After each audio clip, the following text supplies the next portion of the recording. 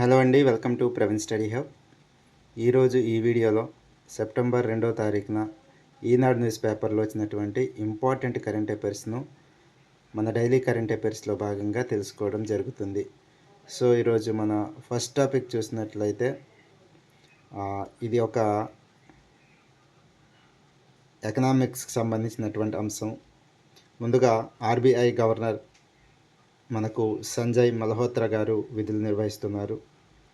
అయితే ఆర్బీఐకి సంబంధించినటువంటి అంశం రేపో రేట్ ఏదైతే ఉందో 5.5% యథాతథంగా ఉంచడం జరిగింది. ఓకేనా. ఎగ్జామ్ పాయింట్ ఆఫ్ వ్యూలో మనకి ఈ రేపో రేట్ను గుర్తుపెట్టుకోండి. 5.5 అన్నది యథావిధంగా ఉంటుందని చెప్పి మనకు ఆర్బీఐ నుండి ప్రకటన రావడం జరిగింది. గుర్తుపెట్టుకోండి, ఇది ఇంపార్టెంట్ అంశం అవుతుంది. అయితే ప్రస్తుత ఆర్థిక సంవత్సరం ఏదైతే 2025-26 ఉందో వృద్ధి అంచనాలు 6.5 నుండి 6.8కు పెంచింది అన్నమాట. వృద్ధి రేటును పెంచడం జరిగింది. 6.5 నుండి 6.8కు పెంచడం జరిగింది.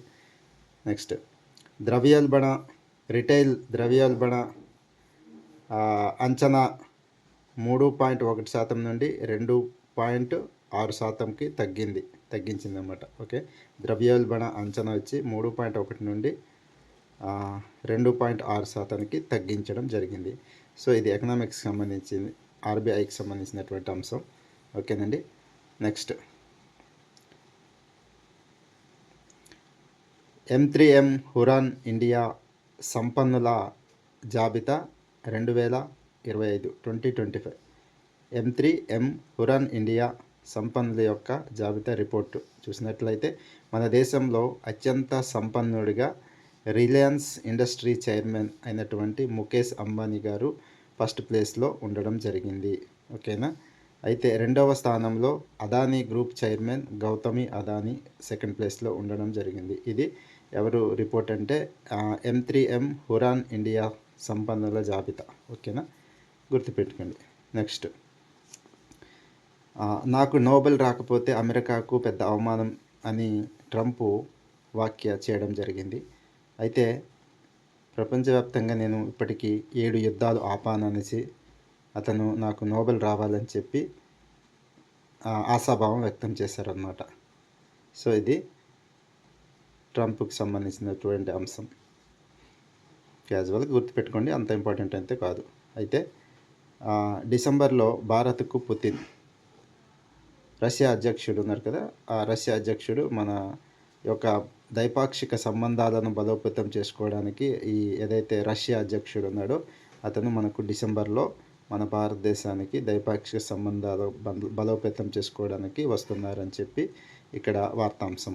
ఓకేనా. నెక్స్ట్ ఇక్కడ ఒక భూకంపం గురించి ఇవ్వడం జరిగిందండి. ఈ ఫిలిప్పీన్స్లో భూకంపం సంభవించి 69 మంది మృతి చెందారు. అందులో రిక్టర్ స్కేల్ ఇంపార్టెంట్.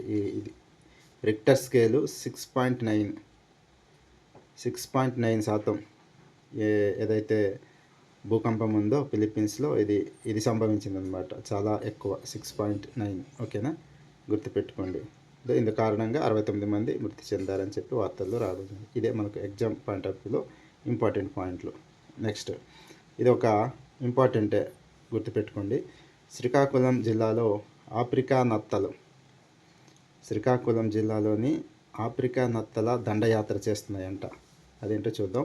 ఆముదల వలస మండలం అయినటువంటి కనుగువలస గ్రామంలో ఈ నత్తలు దాడి చేస్తున్నాయని అక్కడ స్థానిక ప్రజలు భయాందోళనలకు అవుతున్నారంట. సో అది వార్త ముఖ్యాంశంగా రావడం జరిగింది.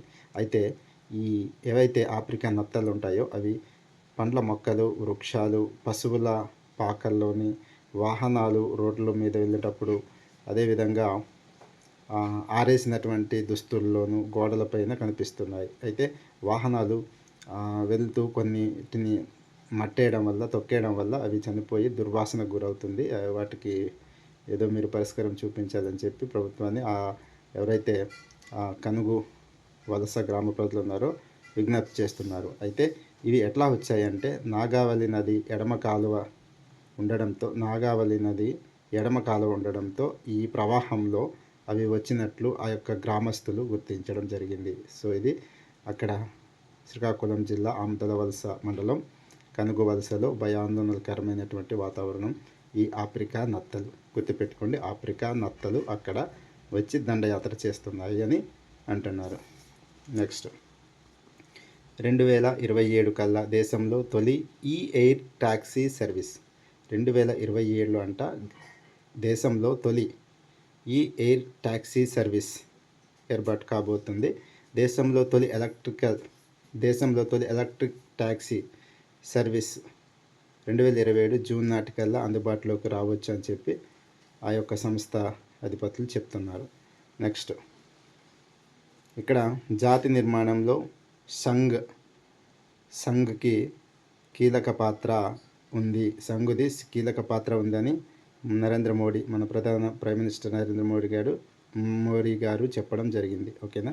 జాతి నిర్మాణంలో సంఘ్ అంటే ఇది రాష్ట్రీయ స్వయం సేవక్ సంఘ్ అన్నమాట, ఆర్ఎస్ఎస్ అని పిలుస్తాము.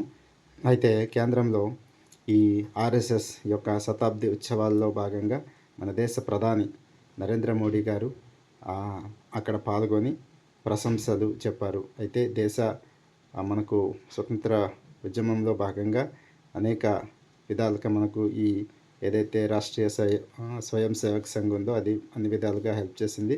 చాలా మటుకు మనకు అని ప్రశంసించడం జరిగింది. అయితే ఈ ఏదైతే ఆర్ఎస్ఎస్ ఉందో దాని యొక్క స్థాపకుడు మనకు చూసినట్లయితే డాక్టర్ కేశవ బలిరామ్ హెడ్గేవర్ ఈ యొక్క ఆర్ఎస్ఎస్ యొక్క సృష్టికర్త. అయితే అందులో భాగంగా ఏదైతే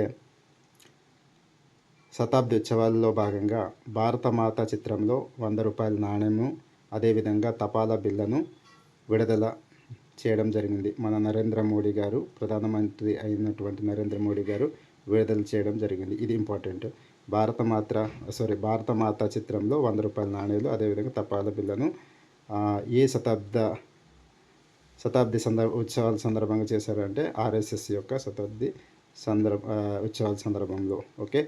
ఈ భారతమాత చిత్రంలో ముద్రించడం, మన దేశీయ కరెన్సీలో ముద్రించడం తొలిసారిగా ఇదే అని చెప్పి మన నరేంద్ర మోడీ గారు చెప్పడం జరిగిందండి. సో ఇదండి ఈనాడు న్యూస్ పేపర్లో వచ్చినటువంటి ఇంపార్టెంట్ కరెంట్ అఫైర్స్ అండి. ఓకేనండి. Thank you.